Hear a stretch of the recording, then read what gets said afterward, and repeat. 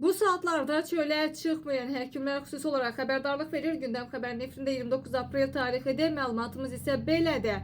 Tozcuqların havada konsentrasiyası günün müxtəlif saatlarına görə dəyişir. Bunu canlı yayım zamanı Səhiyyə Nazirliyi Elmi Tədqiqat Ağciyər Xəstəlikləri İnstitutunun pulmonoloqa Günay Əliyeva deyib. Onun sözlərinə görə səhər saatlarında 05:00-dan 10 radələrində ən yüksək tozcuq aktivliyi, saat 10-dan 16:00-a qədər nisbətən stabil bir dövrdür.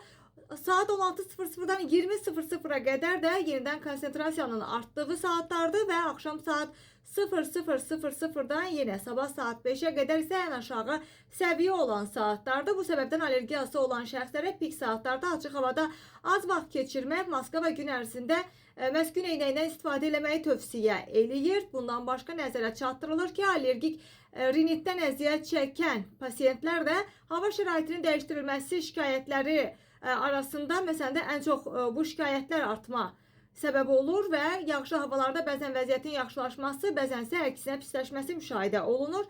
Qeyd olunur ki, yağış zamanı havadakı allergenlərin miqdarı azalır və bu tənəffüs yollarında qıcıqlanmanı bir müddətdə zəiflətmiş olur. Lakin yağışdan sonra rütubətin artması bitki tozcuqlarının şişməsinə və parçalanmasına səbəb olur. Nəticədə bu hissəciklər yenidən havaya qarışaraq allergik şikayətləri gücləndirə bilər. Qeyd edək ki, məhz həkimimizin söylədiyi saatlar günün ən çox işlək saatlarında təhlükəli vəziyyətlər olduğunu nəzərə alsaq, odur ki, maksimum dərəcədə diqqətli olun, gün ərzində gün eynəyindən istifadə edin və maska taxmağı unutmayın.